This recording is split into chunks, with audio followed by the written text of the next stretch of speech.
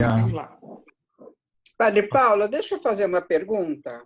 Sim, pode falar. Então, a gente está no curso da Bíblia, Hum, a minha dúvida, no começo da criação, Deus criou tudo e viu que era bom. Aí criou Adão e Eva. hum, Aí veio o pecado, né? Aí sim, eles tiveram os dois filhos, Caim e Abel. sim. Um matou o outro. Como é que continuou a multiplicação? Então, é que a Bíblia, ela fala, ela não fala tudo, né? Quer dizer, a história, ela está contada, mas ela não tem a necessidade de contar e esgotar. Tem os pedaços, assim que pula, né? Então, quer dizer, muito provavelmente houve outros irmãos, né? Ah, E aí, irmãs, né? E, e dessa união entre eles, no começo era assim, né? E foi vindo toda, né, a descendência, né? tá. Então, Obrigada, queria saber. é. Então, vamos para o nosso texto terminar.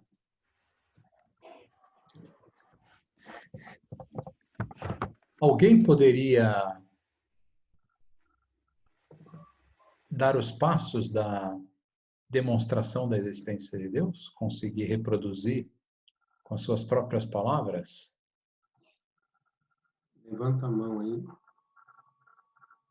Deixa eu só interromper aqui. Quem se aventuraria a dar os passos que nós demos para provar a existência de Deus?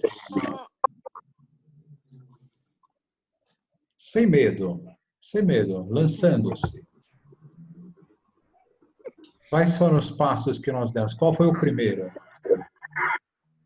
O ato que vira potência, ato potência, e termina em ato, certo?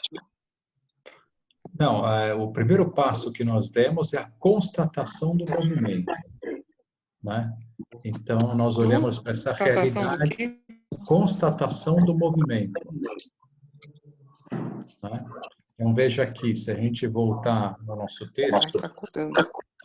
que nós demonstramos, ó, elaboração da demonstração. Em primeiro lugar, sabemos por experiência que as coisas se movem. Né? Então, nós partimos, isso é muito importante, e nós estamos partindo da realidade, nós estamos vendo a realidade. Quando nós chegarmos na filosofia, chegarmos a Descartes, a partir de Descartes, muitos filósofos, o próprio Descartes, ele vai dizer que Deus existe, né, como uma explicação da mente, do pensamento. Ele não parte da realidade para demonstrar a existência de Deus. Ele sabe qual que é a demonstração? Por que que ele diz que Deus existe? Porque o Descartes ele começa a fazer filosofia partindo mais ou menos exatamente como Parmênides.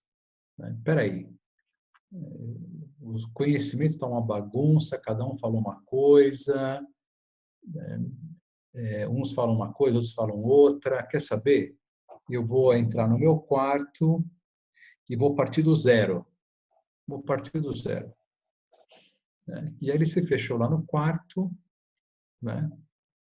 E pensou assim, espera aí, de onde eu posso partir? Qual é o princípio de tudo? O princípio de tudo é que eu estou pensando. O princípio de tudo é que eu estou pensando. Né? E se eu estou pensando, eu existo. Né? Então, mas de certa maneira, pode dizer isso, né? Que ele existe, mas pode ser só uma existência mental, né? Se ele está partindo do pensamento, ele não está partindo da realidade externa. Então, ele está partindo do pensamento. Não necessariamente o meu pensamento ele me leva à existência física. Não leva à existência física, né? Mas muito bem, ele partiu do pensamento, e aí chegou uma hora que ele falou assim, não, mas espera aí, eu posso estar sendo iluminado pelo maligno nos meus pensamentos, né? E aí todos os meus pensamentos vão ser furados. Ele vai fazer muito, vai partir daí, né? De todo, parte do que penso, logo existo, e ele vai começar a como que demonstrar a existência das coisas a partir do pensamento. E aí vem essa dúvida, mas será que o maligno não está me sugerindo, né, todo esse pensamento? Ah, se for assim, então deve existir Deus, e Deus deve ordenar isso, deve dominar o maligno, então Deus existe. Né? Então, foi por aí a demonstração da existência de Deus de Descartes. Furadíssima, né? Pelo amor de Deus, onde ele foi tirar isso aí, né? Que o maligno e tal, mas é lógico, se ele parte do pensamento, você já não tem mais certeza de nada, né? Quer dizer, tudo bem, você pode falar que eu tenho certeza que eu estou pensando, né? Mas se é o maligno, não é o maligno, se é de onde vem o meu pensamento, vai saber, né? Na verdade, também tem uma demonstração da existência de Deus antes de São Tomás, que é a famosa demonstração de Santo Anselmo. E Santo Anselmo, a demonstração era o seguinte: pense num ser perfeitíssimo. Pense num ser perfeitíssimo. Pensaram? Muito bem. Se esse ser é perfeito, né, ele tem que existir. Porque a existência é uma perfeição. Ele é um ser perfeitíssimo. A existência é uma perfeição. Logo, Deus existe. Então, e é interessante que começou um debate ali na Idade Média, né, sobre esse argumento de Santo Anselmo e tal, até que São Tomás falou que estava furadíssimo essa demonstração da existência de Deus. E está mesmo, né? Está furadíssima porque ele parte do pensamento, ele parte da ideia, a ideia de um ser perfeitíssimo. E ser perfeito tem que existir. Agora, a ideia nunca se torna um ser real, físico, ou, sei lá, uma realidade extramental. A ideia é ideia. A ideia nunca vai deixar de ser ideia. O pensamento nunca vai deixar de ser pensamento, né? Mas na demonstração que nós estamos fazendo, que Aristóteles fez e que Tomás de Aquino fez, São Tomás, não parte da ideia, parte da realidade. Você falar, eu vejo na realidade o movimento. Agora eu vou tentar explicar o que está acontecendo. Sabemos por experiência que as coisas se movem. Sabemos, por outro lado, que tudo que se move é movido por outro. Então, esse segundo passo, importantíssimo para a demonstração da existência de Deus. Assim, se algo se moveu, deve-se a outro e assim sucessivamente. E esse outro a outro, esse outro a outro, esse outro a outro. Não é possível estender ao infinito a série de motores que, por sua vez, são movidos. E aí demos a explicação por que isso não pode. E assim deve existir um motor imóvel que move a todos os outros sem ser movido. Olha, 4 passos. 4 passos se demonstra a existência de Deus. Desde que se conheça o que está por trás de cada frase que nós dissemos. Mas em 4 passos se demonstra a existência de Deus. nós precisamos saber de ato e potência para entender o movimento, para entender que tudo que se move é movido por outro e tal. Mas aqui não falamos de ato e potência. Já dá por suposto que a gente sabe dessa realidade. Agora, vocês querem ver a demonstração da existência de Deus em São Tomás de Aquino? Está aqui. Vamos seguir? E vamos ver que dá para entender pelo que nós vimos. A primeira e mais manifesta via para provar a existência de Deus é a do movimento. Como se São Tomás falasse assim, olha, isso aqui é praticamente evidente, é óbvio. É como se ele já visse, né, a explicação no final ali, né, a solução. Ele fala de uma maneira assim já, né, com total domínio. É inegável e se comprova pelo testemunho dos sentidos da realidade. A realidade, os sentidos captam a realidade, né? Que neste mundo existem coisas que se movem. Assim sendo, tudo que se move é movido por outro. Ele já lança aqui essa ideia, mas ele vai explicar. Já que nada se move quando está em potência. Nada se move quando está em potência, pois mover requer estar em ato. Mover é fazer passar algo da potência ao ato. Isto só pode ser feito por algo que está em ato. Seu ato que comunica o movimento. Por exemplo, aí ele dá até exemplo, olha que bacana. O calor em ato, vamos imaginar o calor que vai movimentar, vai aquecer uma madeira. Então, ele está em ato, o calor. O calor em ato, como fogo, faz a madeira, que é calor em potência, ela está em potência de receber o calor, né? Ser calor em ato.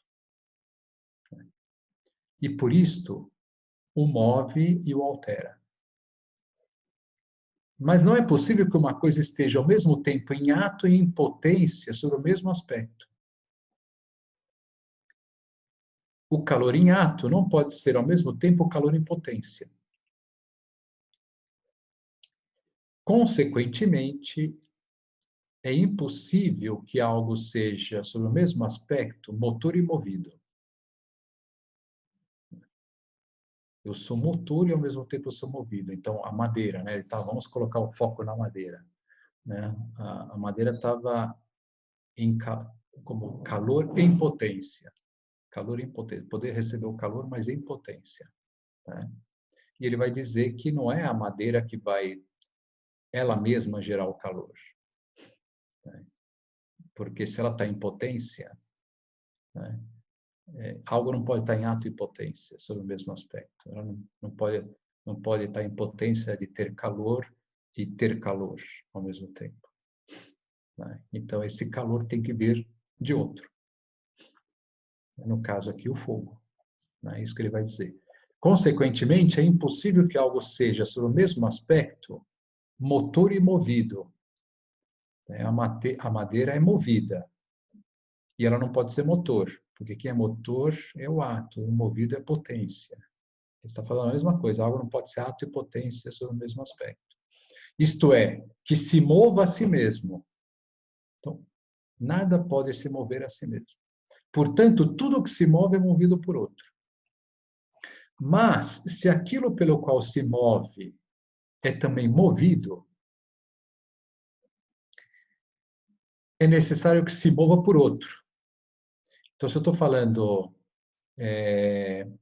o fogo queimou o papel, e o papel queimou a madeira. Né? Então, tanto o papel quanto a madeira foram movidas. Né? Então, aquele que é movido, quem é movido não pode ser explicação do movimento, porque ele é só movido, ele é potência. Né? É isso que ele vai dizer. Mas se aquilo pelo qual se move é também movido, então a madeira foi movida. E ela foi movida porque foi movido o papel. né? Então o papel também é movido. Se o papel também é movido, ele não vai dar explicação do movimento, o papel, né?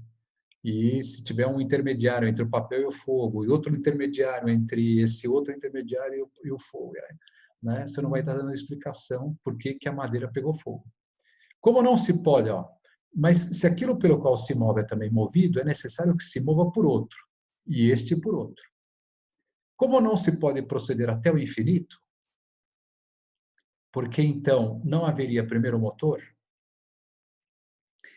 e consequentemente nenhum outro motor, visto que os motores segundos não movem, mas são movidos pelo primeiro. Então ele está falando assim, vamos tentar explicar o movimento de algo, como pegar fogo a madeira, só por motores segundos. O que são motores segundos? Motores que foram movidos, né? Então é uma coisa, eu vou explicar o movimento de um vagão, que é o último deles, por outro vagão, né? Então é um motor segundo, um motor movido, né? Porque o vagão também foi movido. E o outro também foi movido. E o outro também foi movido. Então, se eu pegar uma série infinita de motores movidos, eles não estão explicando ainda por que começou o movimento.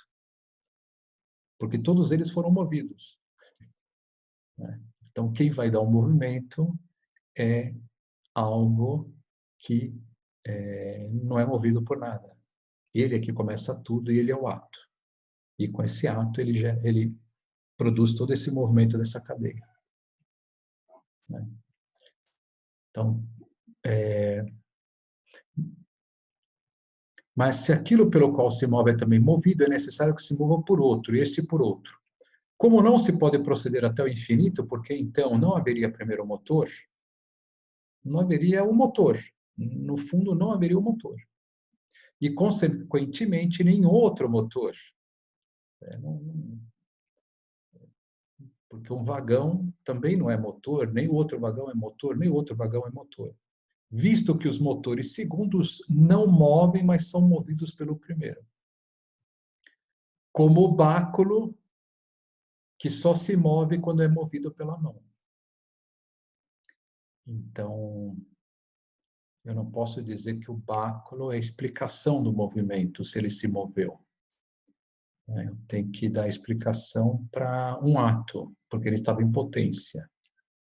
Portanto, é necessário chegar a um primeiro motor que não seja movido por ninguém. E este, todos entendem a Deus. São Tomás, ele já via Deus nessa conclusão aqui, né? Mas é o que nós vamos ver agora de uma maneira mais clara.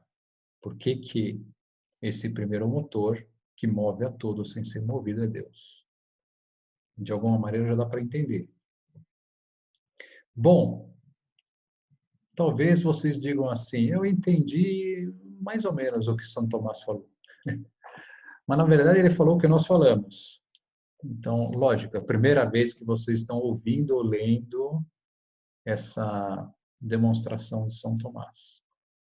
Bem curtinha, poucas palavras, mas está aí, né? Tá tudo aí. É questão só de ler, entender, assimilar, né?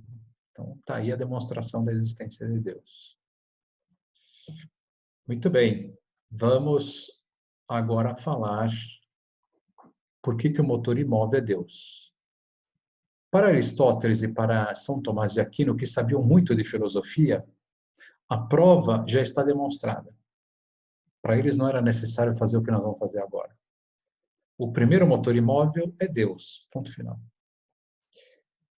Mas para quem não conhece tão bem filosofia, é preciso explicar um pouquinho melhor por que o motor imóvel é Deus. Então vamos lá.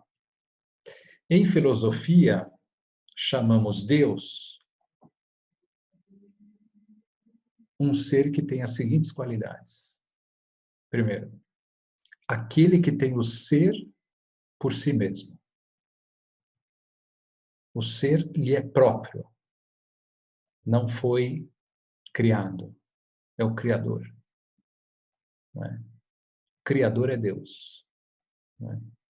E nós dizemos isso, tem uma frase, né, em latim, ipse esse subsistem.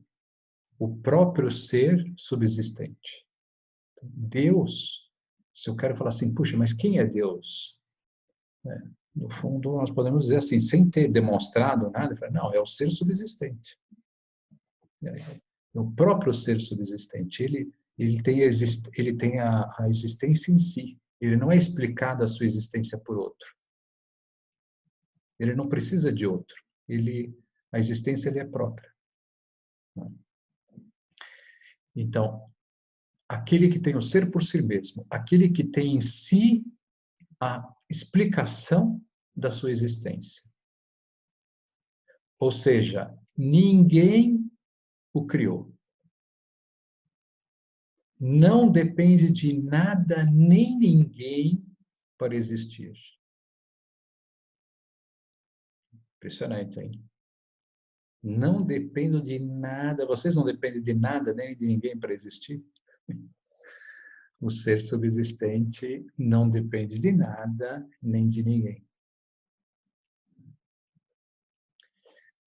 Outra forma de dizer Deus. Deus é aquele do qual tudo vem. Tudo, tudo, tudo, tudo vem do ser, dos seres, do ser superior. Aquele que é o princípio de tudo. Outra forma de dizer Deus, aquele que possui a plenitude do ser. Então, vem do ser como o ato de todos os atos, né? Vem do ser como a fonte de toda a energia de um ser existente, né? O ser, então Deus é a plenitude desse ser, seria a plenitude desse ser. Agora nós vamos ver como dizer que é motor imóvel vai nos mostrar que essas três ideias de Deus vão se verificar. Em primeiro lugar, se é motor imóvel, nada o move. E ele é o motor de tudo. Logo é Deus.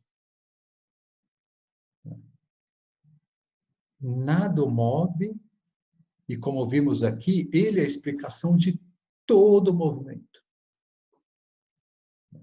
Inclusive, pensando no movimento da existência, né, que é a passagem da potência de existir para o ato de existir. Então, tudo, tudo, tudo vem do motor imóvel, daquele que move sem ser movido. Então, ele é o princípio de tudo. É o princípio de tudo. Né? Não é movido por nada, não é criado por nada, por ninguém, e é o princípio de tudo, e move tudo. Não é Deus esse? Né? Depois, se é um motor imóvel e todos os movimentos provêm dele e não depende de nenhum outro para mover todo e qualquer movimento, então não possui nenhuma potência.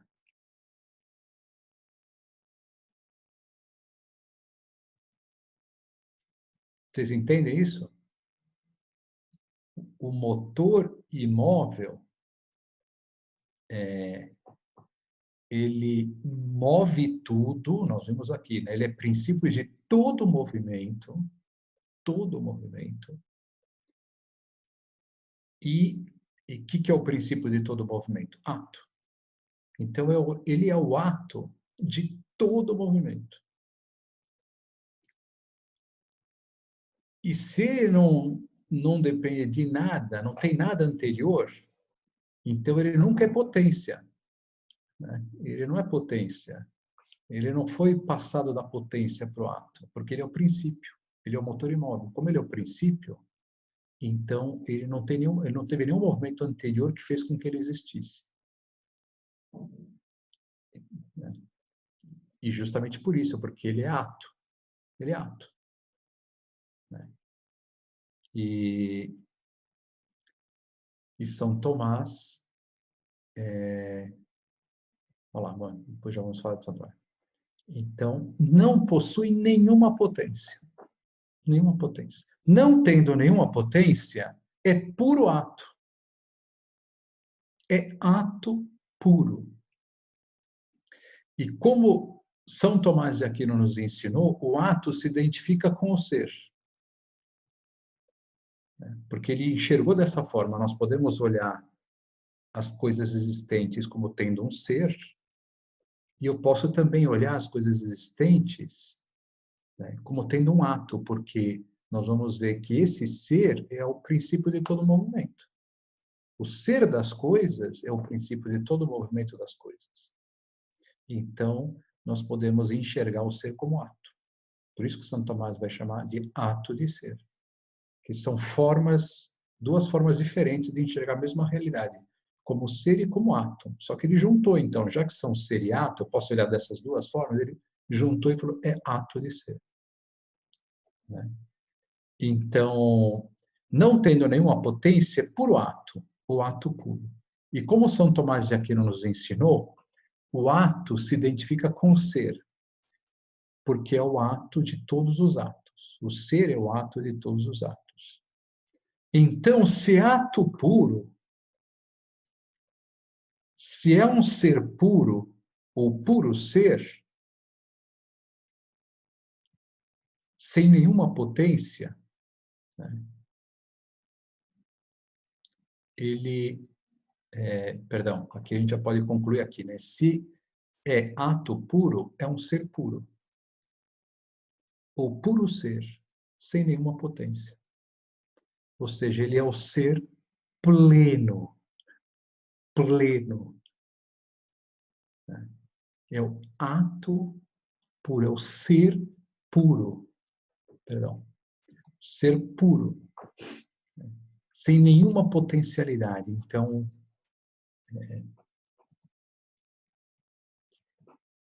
ele é em plenitude. É. Né? Imagina o com toda a sua grandeza, o pleno, é pleno. Né? Por isso é aquele que tem o ser em plenitude, é Deus. Como ele mesmo disse a Moisés, junto à sarça ardente, eu sou aquele que sou. Ou seja, eu tenho o ser máximo, sem nenhuma potencialidade. O ato infinito, o ato de todos os atos. Então, esse é Deus. O ser pleno. Nós não somos seres plenos, justamente por isso nós nos movimentamos. O nosso movimento é sinônimo de imperfeição. Tudo aquilo que se move é porque é imperfeito. Porque eu preciso adquirir aquela perfeição que eu não tenho. Por isso que eu me movimento. As transformações, grande parte delas, nós podemos olhar assim como imperfeições. Né? Então, Deus, se ele é, então ele não passou, então o dele é pleno antes, se a gente for pensar no tempo, e é pleno depois. Ele é. Né? Ou seja, ele sempre existiu. Né? E é o ser de todo o ser, é o ser, né, máximo. Agora que nós entendemos aquela pergunta, por que o ser e não o nada? Caramba! Como é que existe um ser que ele é máximo, ele é o ser dos seres, e se eu não sei explicar por que ele existe, porque se ninguém criou ele, né? Por que não existe o nada? Por que não existe o nada? Poderia existir o nada, né? Existe o ser, mas poderia existir o nada também, não sei. Né? né? Mas graças a Deus existe o ser, e esse ser é infinito, e ele vai se identificar com todas as perfeições. Ele tem uma bondade infinita, ele tem um amor infinito, ele tem uma paciência infinita, ele tem... Nossa, que maravilha que o ser dos seres, o Criador de tudo, é assim. Que maravilha. Né? Que maravilha. Então, se é um motor imóvel, e todos os movimentos que vemos, inclusive a existência, provém dele, sem depender de ninguém, então ele tem o ser por si mesmo.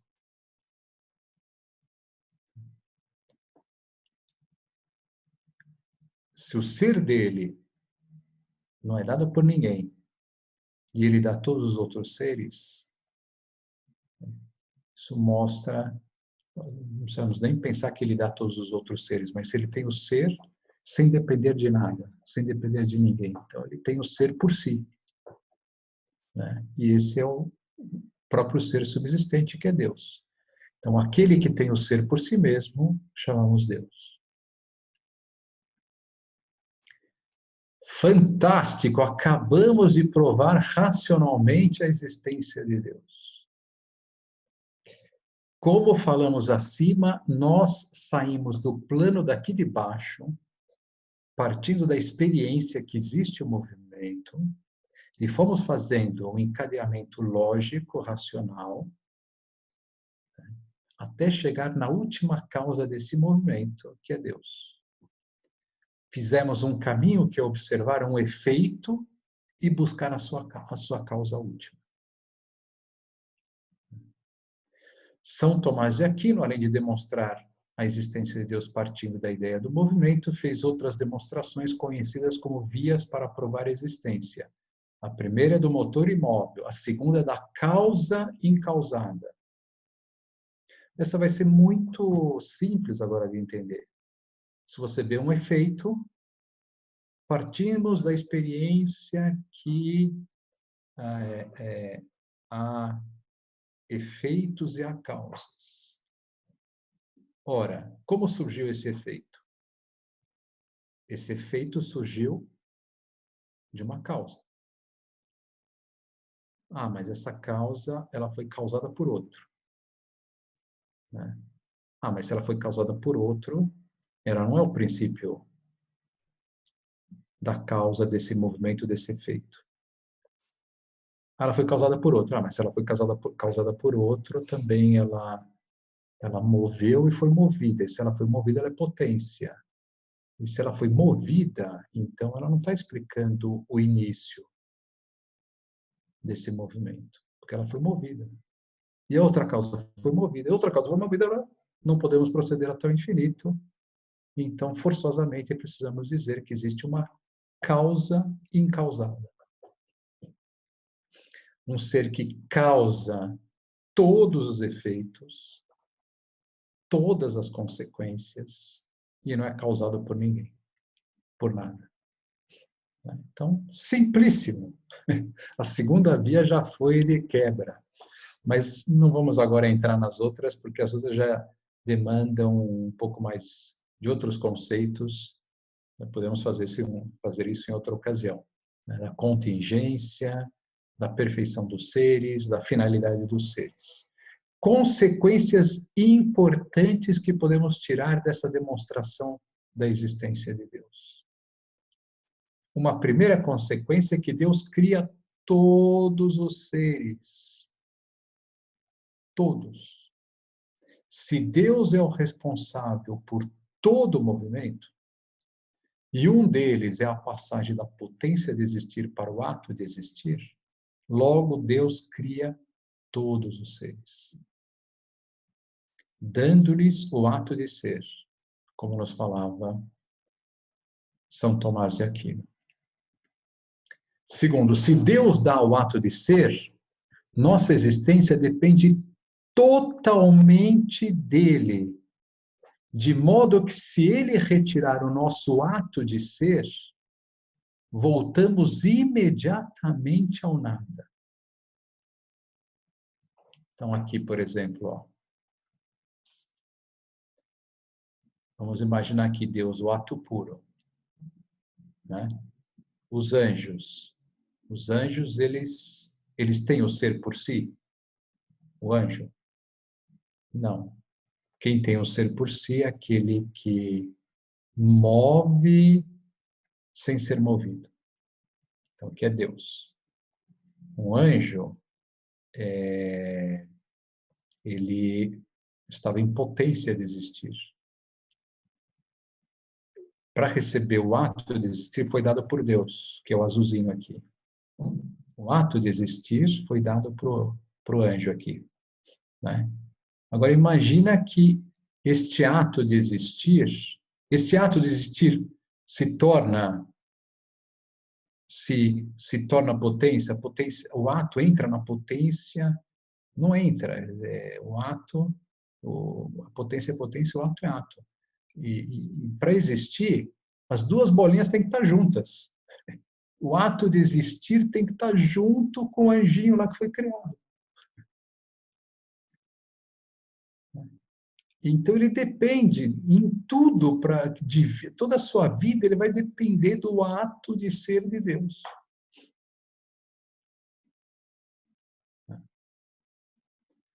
Mas o anjo ele não pode criar o homem? Não, por quê? Porque se o anjo recebeu o ato de ser, ele não pode dar o ato de ser. Quem recebe o ato de ser, né? Se ele recebeu, é porque o ato de ser não é dele. Se ele recebeu, é porque não é dele. O ato de ser é de Deus. Então, só Deus pode dar o ato de ser. É que, na verdade, só existe um ato de ser que é Deus.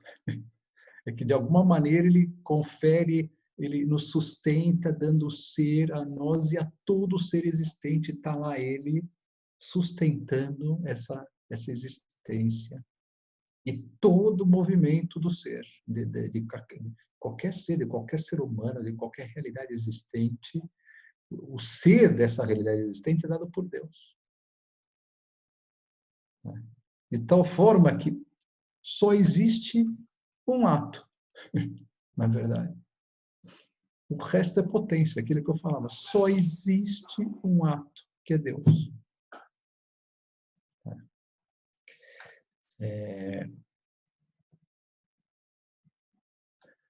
Se Deus dá o ato de ser, nossa existência depende totalmente dele, de modo que, se ele retirar o nosso ato de ser, voltamos imediatamente ao nada.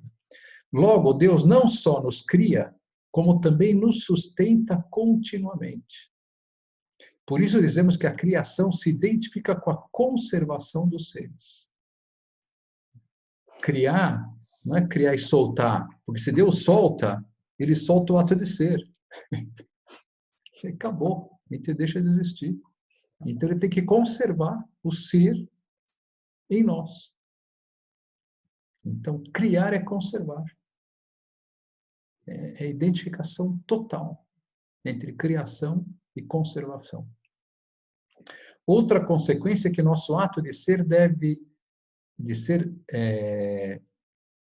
que nosso ato de ser deve, que está errado, né? Diretamente de Deus e não de um ser intermediário. É o que eu acabei de explicar. Né? Consideremos todos os seres que não se identificam com o ato puro, ou seja, todos aqueles que para existirem receberam o ser. O anjo, por exemplo. Para o anjo existir, ele recebeu o ser. E por quê? Porque o ser não lhe é próprio. Ora, se não lhe é próprio, se receberam o ser e estão sendo sustentados no ser, em nenhuma hipótese poderão dar o ser. Porque esse ser foi dado por Deus. De alguma forma também, se ele recebeu e dá, também fere o princípio da identidade. Ele está em ato e potência sobre a mesma realidade que é ser. Né? Eu recebo o ser e dou o ser. Né? Então, não posso receber e dar. Né? Logo, só quem tem o ser como próprio pode dar o ser.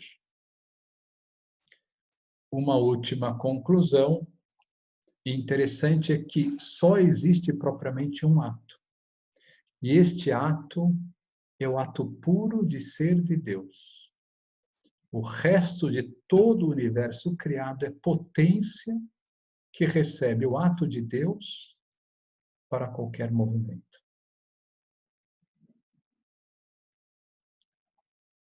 Fantástico. Por exemplo, olha só, todos nós, no mundo que nós vivemos, temos medo do mal.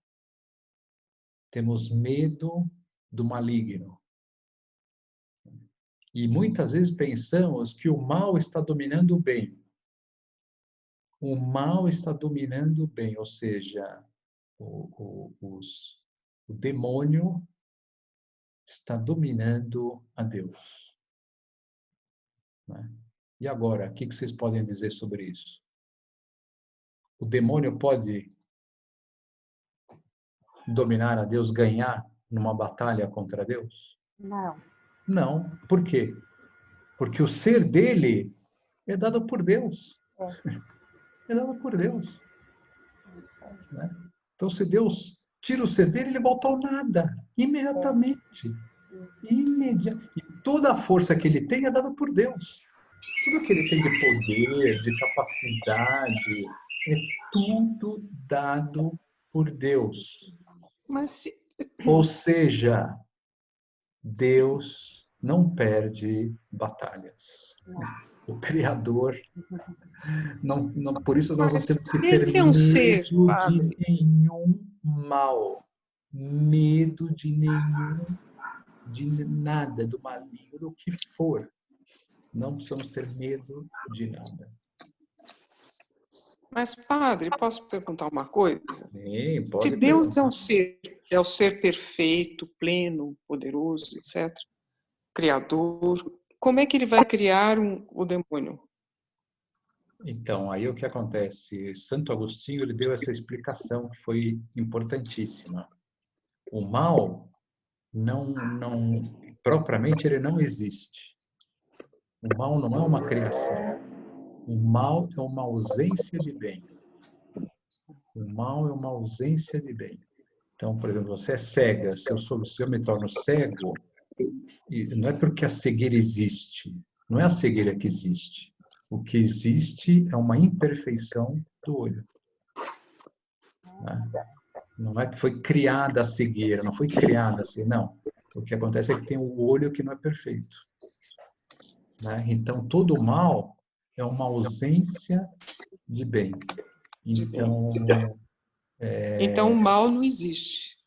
o mal em si não Não existe. existe. O mal em si, falando, o mal foi criado por um mal. Não. O que Deus fez? Ele criou os anjos, né? E criou com liberdade. Porque ele nos ama tanto, mas tanto, que nos deu liberdade total. Total. Né? E com essa liberdade total, ele permite que nós escolhamos o mal. Não porque a nossa liberdade é imperfeita. Também tem isso, né? Mas tem uma imperfeição, né? Por exemplo, o próprio Deus, jamais ele vai poder fazer o mal, porque ele não tem nenhuma imperfeição, ele é a bondade infinita, ele não tem como ele fazer o mal. É impossível ele fazer o mal. Né? De certa forma, nós, por uma imperfeição, nós fazemos o mal, mas acontece que, então se é por imperfeição, então eu não tenho culpa. Tem culpa porque Deus te dá toda a ajuda para você fazer o bem. Nos deu a liberdade de escolher, né? A liberdade de escolher junto com uma ajuda para fazer o bem. Então, na verdade, se eu não escolho o bem, é porque eu não quero. Porque eu tenho uma imperfeição no meu ser, né, que faz com que eu, enfim, possa até escolher o mal, mas Deus dá toda a ajuda para eu fazer o bem, para escolher o bem. Né? Então, esses anjos, com toda a sua liberdade, os que disseram não para Deus, né, se tornaram os demônios. Porque quando você diz não para Deus, você está falando não para o bem. ao mesmo tempo, porque Deus é o bem máximo. Então, a única coisa que um demônio tem é ódio. Um ódio não tem amor, né? É o oposto do amor. Ele tem ódio de Deus e do bem, e como ele tem ódio de Deus e do bem, ele quer arrastar todos para este ódio também. Né? Arrastar todos para o mal. Né? Então é uma batalha entre o bem e o mal. Né? Mas, sei lá, estou lembrando agora dos astecas. Os astecas, eles viviam apavorados com a batalha do bem e do mal, que era a batalha da luz e das trevas ao mesmo tempo, porque para eles o sol era a representação de Deus. Então, toda vez que o sol se punha, eles ficavam com medo de que as trevas dominassem o sol e não surgisse mais o sol. E aí eles faziam sacrifícios humanos para que o sol continuasse o seu caminho, não parasse. Enfim, era tudo. Mas era de igual para igual, o bem e o mal. Né? Vai saber quem é que vai ganhar. Mas para nós, não tem a menor comparação. Quer dizer, o demônio é uma criaturinha. Não, nada, é nada. Nada, é um nada sustentado por Deus. Então, mas como é que está acontecendo tudo? O mal está vencendo? Não, olha, só está acontecendo o que Deus está permitindo, e nessa permissão, aqueles que querem seguir o caminho do bem vão seguir, e inclusive o mal vai lhes servir para se tornarem joias preciosas. Então Deus, ele se serve do próprio demônio para santificar os filhos que querem seguir o caminho do bem. Então nada é obstáculo para Deus e para fazer a sua obra. E ele quis criar um mundo com a possibilidade do mal. Poderia criar um mundo sem o mal. Sei lá, nos dá uma liberdade, mas uma liberdade que não peque. Por exemplo, Nossa Senhora. Nossa Senhora, ela nasceu com um dom, que é o dom da impecabilidade. O dom da impecabilidade. É um dom, porque o ser humano é imperfeito e, enfim, tem a possibilidade de fazer o mal. Puxa, mas Deus não podia fazer todos nós como Nossa Senhora? Seria uma maravilha, hein? Meu Deus do céu. Né? Só que ele, na sua imensa sabedoria, ele viu que era mais conveniente criar um mundo onde o mal pudesse existir. E a melhor explicação que eu já vi para isso é de São José Maria, quando ele falava assim: vamos ver um quadro, uma pintura. Uma pintura, o objeto se ressalta pelo escuro, pela sombra. Se não tem sombra, o objeto não se ressalta. Então Deus, ele quis permitir um mundo com o mal para que o bem seja enormemente ressaltado. Né? Aqueles que querem seguir o caminho do bem, né, eles estão sendo umas verdadeiras luzes diante de Deus. Porque podendo fazer o mal, né, quando eu posso fazer o mal e não faço o mal, então a minha amplitude é maior. Né? Eu estou aqui, eu posso fazer o bem. Imagina que eu não pudesse fazer isso. Agora, se eu posso fazer isso e faço isso, então o meu ganho é isso. Ó. Pum, mais isso. Eu venci o mal e fiz o bem. Então, é muito mais bonito o bem que nós estamos fazendo. Vencendo o mal. Por isso, um autor ele falava assim, que o ser humano é como uma pessoa que está no meio do mar, com um barquinho a remo, minúsculo ali, e no meio de uma tempestade absurda, todos os ventos contrários, e ele remando com toda a paciência, no sentido que vai para o bem. Né? Vencendo as tormentas, vencendo a tempestade, vencendo o vento, vencendo todos os inimigos que possam ir naquele esforço lá de dar um milímetro, caminhar 1 milímetro em direção ao bem, remando. Que isso é um espetáculo para Deus e para os anjos. Ver o homem caminhar assim. Bonito, né? É muito profundo. É muito profundo. Bom, olha, então vocês têm agora aqueles que ainda não assimilaram, porque é natural que vocês não tenham assimilado tudo, mas eu acho que vocês já têm a base para assimilar, né? Para ler, reler, né? Para digerir e concordar com essa demonstração, porque não tem como não concordar. Ela está sendo sustentada já há 2.500 anos, desde Aristóteles, né? E ninguém conseguiu ainda derrubar essa demonstração, porque não tem como, né? Não tem nada ali que, né, você possa negar, né? Ela é perfeita, né? Muito bem, espero que tenha ajudado a todos. Com certeza a nossa fé fica muito mais fortalecida, né? Quando a gente fala, puxa, né? É possível, inclusive a igreja, ela pronunciou essa verdade no Concílio Vaticano I, que Deus pode ser demonstrado através da razão, né? Que isso é possível, como nós fizemos, né? Que não é necessário só a fé. A gente diz assim, o fideísmo é a fé sem a razão. Eu acredito sem explicação. Isso é fideísmo. E se eu tenho a razão sem a fé, é o racionalismo, né?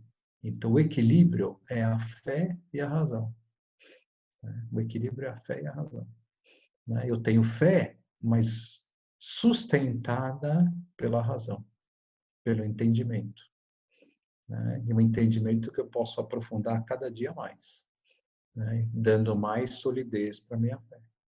Ou seja, não vai ser um vento que vai fazer desaparecer a minha fé, porque ela tem base, ela tem sedimento, né? Então, por isso é importante estudar, é importante aprofundar, né? Porque isso vai dando uma solidez extraordinária à nossa fé. Muito bem. Então, ficamos por aqui. Foi um prazer. Foi muito boa a aula. Muito boa. Ensinar a todos aí, ajudar e mostrar esses conhecimentos, né?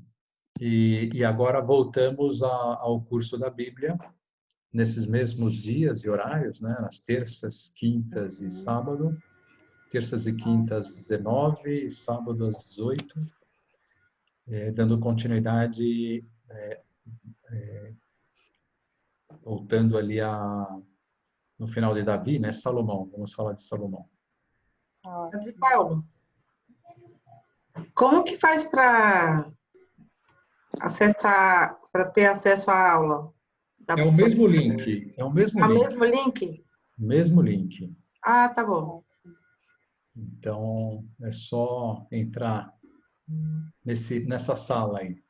Tá bom. Tá bom? Muito obrigada. Vamos convidar muita gente aí, vamos convidar muita gente, porque quanto mais gente aprender né, e conhecer a Deus e conhecer as coisas de Deus, mais pessoas de fé vão haver no mundo e, consequentemente, mais pessoas boas vão haver no mundo. Então terça-feira já vai ter aula. Vai. Terça tem. Tá. Terça tem, que é a aula da Bíblia. Tá. Tá bom? Tá bom, Padre, obrigada. foi muito boa explicação, muito boa aula. Foi muito bonita. Esclarecedor. Tá bom, foi um prazer aí.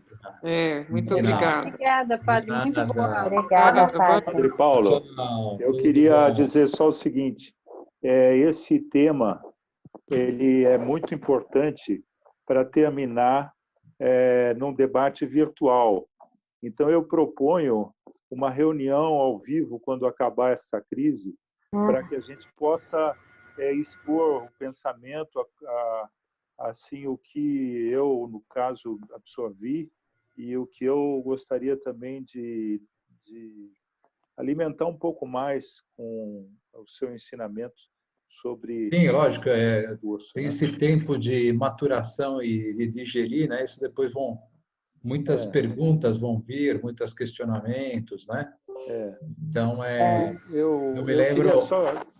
quando eu estudava na Itália, toda vez que assistia uma palestra, eles terminavam falando assim, alguma angústia, alguma preocupação, né? Terminavam, você ficou angustiado com alguma coisa? Interessante, né? Então, são angústias, né? São questionamentos e dramas interiores que queremos resolvê-los aí. Tá ótimo, vamos combinar Tá depois. ótimo. Tá bom? Muito obrigado. Bom. Tá ótimo. Muito obrigada. Uma boa Obrigada. noite. Tudo de Tchau, bom para tchau. todos. Obrigada, pai. Tchau. Tchau. Boa noite. Tchau.